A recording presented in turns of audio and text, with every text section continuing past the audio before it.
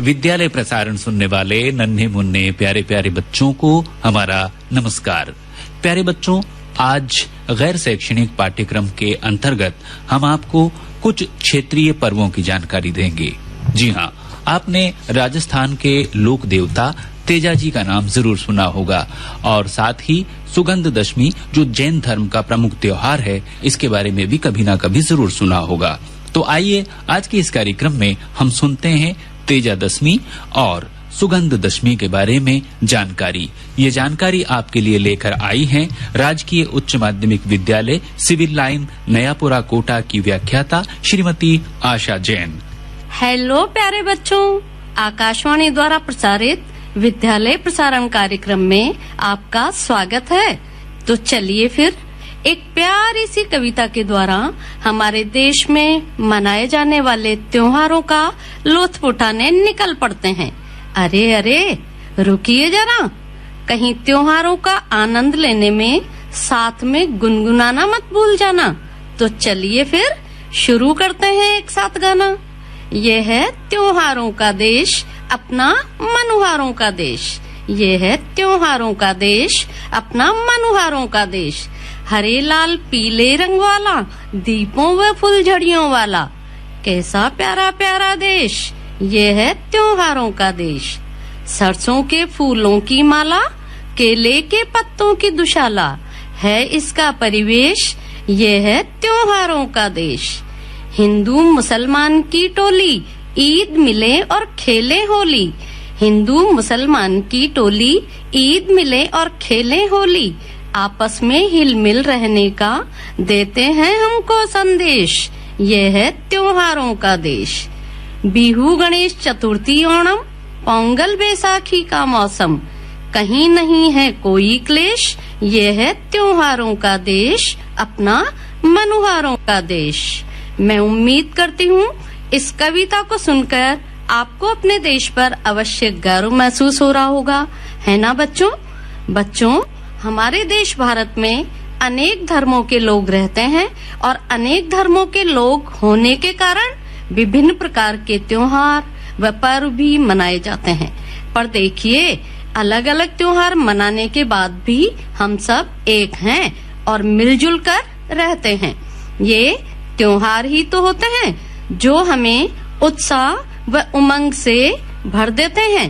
इन त्योहारों व मेलों के माध्यम से आम जनजीवन की सांस्कृतिक, धार्मिक और राष्ट्रीय चेतना फलती फूलती रहती है। वहीं हम बात करें भारत के विभिन्न प्रदेशों में हमारे राजस्थान की, तो राजस्थान का तो नाम लेते ही उन रणबांकुरों, वीरों, राजपूती शौर्य का स्मरण हो आता है, जिसके लिए वह सहस्त्र वर्षों से प्रसिद्ध रहा है।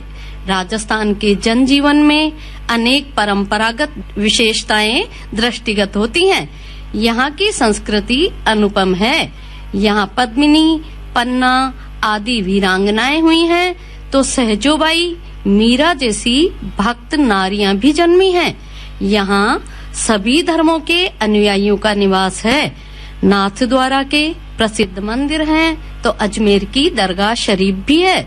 श्री महावीर जी, केला देवी, मेहंदीपुर के बालाजी, पुष्कर, रामदेवरा आदि तीर्थ स्थल इस प्रदेश में मान्य विभिन्न विश्वासों व उनकी एकता का प्रमाण है। राजस्थान तो अपने रंगीलेपन से सभी को आकर्षित और उल्लासित करता है। यहाँ विभिन्न धर्मों के हर महीने कोई न कोई तीज त्योहार अवश्य आते हैं। कई लोक देवी देवताओं जैसे रामदेव जी, गोगा जी, जीण माता, शाकंभरी माता, चौथ माता, पाबू जी, तेजा जी, मल्लीनाथ जी, केसरिया जी आदि से संबंधित पर्वों पर रंगीले राजस्थान की छटा देखने लायक होती है।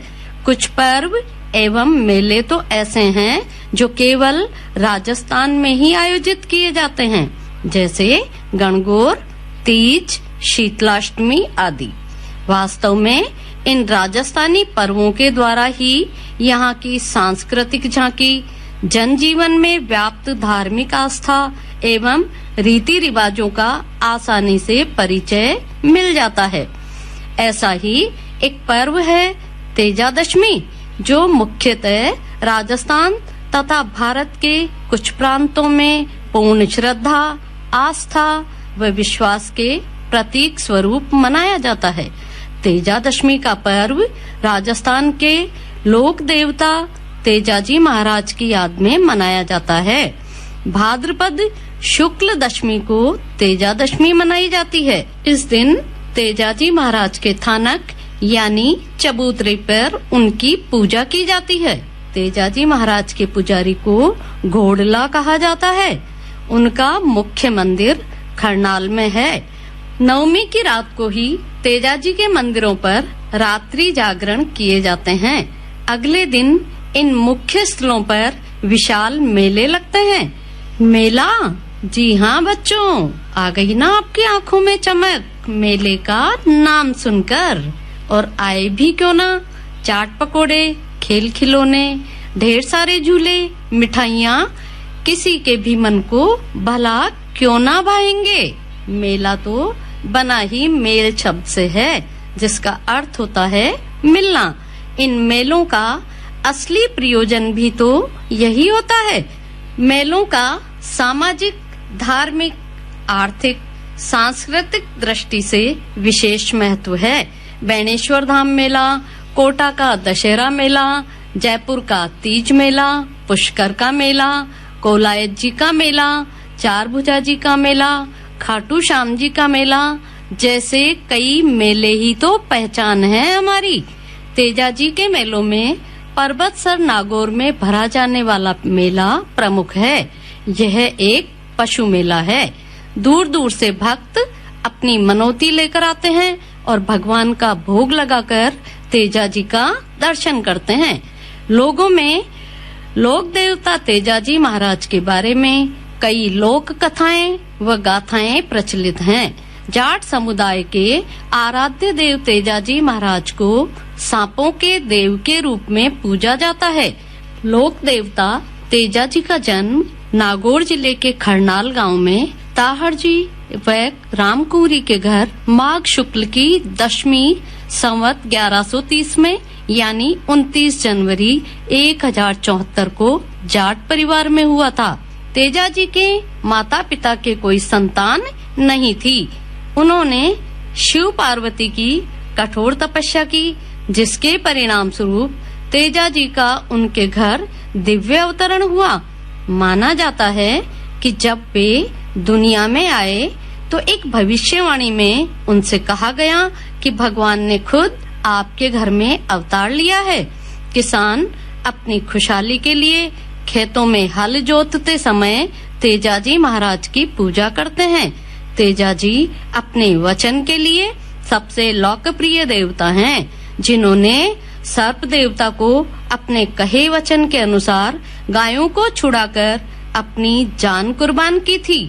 तभी तो आपने कहते हुए सुना होगा, वचन के पक्के हैं क्योंकि हम तेजाजी के बच्चे हैं। इसी कारण आज भी सर्पदंश होने पर उनकी मनौती मांगी जाती है और कहते हैं, सूरज चमके चंदा चमके, चमके ये जग सारा।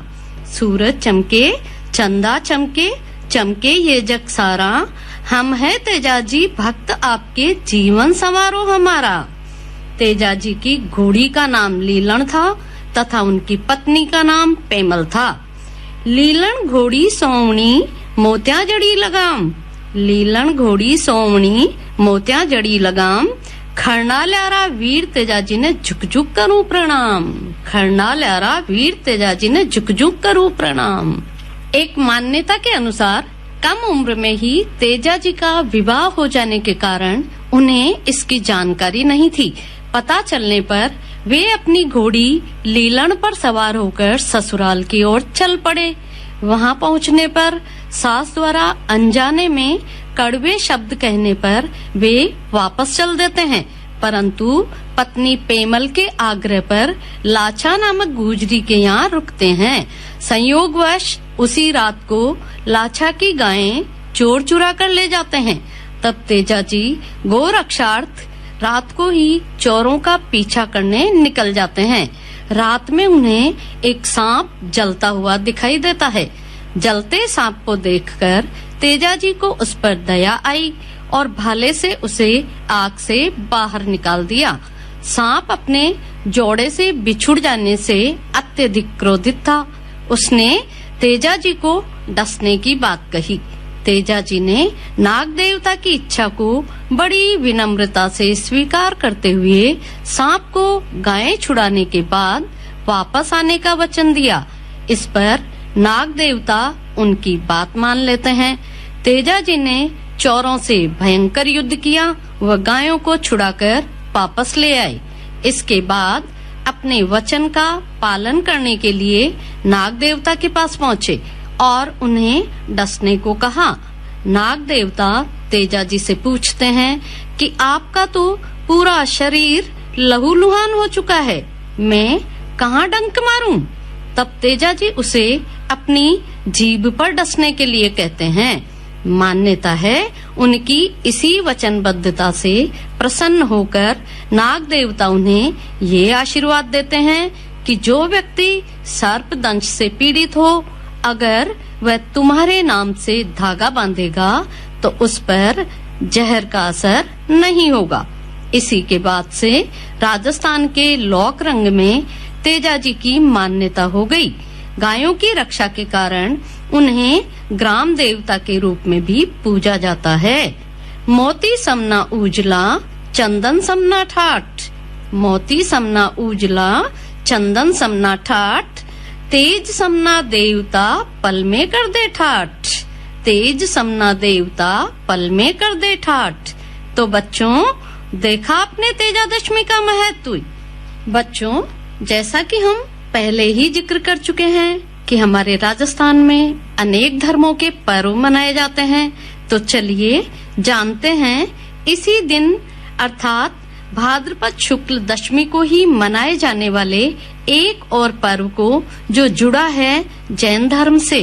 ये पर्व है सुगंध दशमी, धूप दशमी या धूप खेवन का। प्रतिवर्ष दशलक्षण या पर्युषण महापर्व के 6वें दिन दिगंबर जैन समाज द्वारा इसे मनाया जाता है। इस पर्व पर सभी जैन धर्मावलंबी जैन मंदिर जी में जाकर श्री जी के चरणों में धूप अर्पित करते हैं।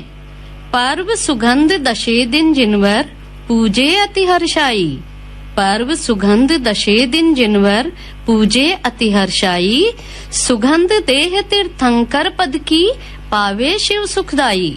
अर्थात हे भगवान, सुगंध दशमी के दिन सभी 24 तीर्थंकरों का पूजन कर मेरा मन हर्षित हो गया है। मैं आनंद की तलाश के रूप में आपसे प्रार्थना करती हूँ कि मैं आपके द्वारा बतलाए मोक्ष मार्ग पर चल सकूं, जो ज्ञान और मुक्ति का एहसास कराते हैं। इसी भाव के साथ सभी जैन धर्मावलंबी इस पर्व को बड़े ही उत्साह और भक्ति भाव के साथ मनाते हैं। आइए बच्चों, अब हम सुगंध दशमी व्रत कथा के बारे में भी जान लेते हैं। एक बार वाराणसी नगर में एक महान राजा राज्य करते थे। उनकी रानी का नाम श्रीमती था। एक दिन राजा व रानी वन भ्रमण को गए। तभी राजा ने एक मुनिराज को आहार ग्रहण करने के लिए नगर में जाते देखा। राजा ने रानी को श्रद्धा पूर्वक मुनिराज के लिए आहार बनाने को कहा। रानी को मुनि पर बड़ा क्रोध आया और उसने सोचा, हम दोनों के बीच विघ्न पैदा करने वाले ये मुनि ही हैं। उसने घर जाकर कड़वी तुम्बी का आहार बनाया और मुनिराज को दे दिया। मुनिराज आहार कर वापस वन को चले तो मार्ग में ही उन्हें पीड़ा होने लगी और वे भूमि पर गिर पड़े। यह देखकर जैन भक्तों में कोलाहल मच गया। वे मुनिराज को एक जिनालय में लेकर गए और सभी ने रानी द्वारा दिए गए कड़वी तुम्बी के आहार की घोर निंदा की। जब राजा को रानी की ये करतूत पता चली तो उसने भी रानी को वस्त्राभूषण छीनकर महल से निकाल दिया। दुष्कर्मों के प्रभाव से रानी के शरीर में कोढ़ हो गया। मरणोपरांत नाना प्रकार की तिर्यंच योनि में परिभ्रमण कर ये रानी चांडाल के घर एक कन्या के रूप में पैदा हुई। जन्म के समय ही उसके माता पिता की मृत्यु हो गई। इस कन्या के शरीर से इतनी दुर्गंध आती थी कि उसे लोगों ने जंगल में छोड़ दिया। ये दुर्गंधा नामक कन्या जंगल में कंद मूल फल खाती हुई घूमती रहती थी। एक मुनिराज अपने शिष्य के साथ वहां से गुजर रहे थे। शिष्य ने मुनिराज से पूछा कि इस कन्या से इतनी भीषण बदबू कैसे आ रही है। मुनिराज ने कहा कि इस कन्या ने पूर्व में एक मुनिराज को कड़वा आहार देकर दुख दिया था। इसी पाप का फल कन्या को मिला है। शिष्य ने पूछा, इस कन्या का ये पाप कैसे नष्ट हो सकता है। मुनिराज ने पाप दूर करने का उपाय बताया। इस संवाद को कन्या ने सुना और बताया लक्ष्मी का व्रत करती हैं। इस प्रकार इस पर्व को बड़े आनंद व उल्लास के साथ मनाया जाता है। तो बच्चों, आज जहाँ एक तरफ हमने वचनबद्धता, साहस, तेज व पराक्रम के स्वरूप तेजाजी महाराज के बारे में जाना, वहीं दूसरी तरफ त्याग, तप व आत्म कल्याण के प्रतीक सुगंध दशमी पर्व के महत्व को भी पहचाना। तभी तो कहा भी गया है, अनेकता में एकता ही हमारी शान है। अनेकता में एकता ही हमारी शान है, इसीलिए हमारा भारत देश महान है। जय हिंद, जय भारत, वंदे मातरम। आज के विद्यालय प्रसारण में हमारे नन्हे मुन्ने छात्र छात्राएं सुन रहे थे क्षेत्रीय पर्वों के ऊपर जानकारी। ये जानकारी आपको सुना रही थी कोटा की व्याख्याता श्रीमती आशा जैन। आकाशवाणी कोटा से इस कार्यक्रम के संयोजक केपी मीणा और प्रस्तुतकर्ता रामनारायण मीणा। अब अनुमति दीजिए, नमस्ते।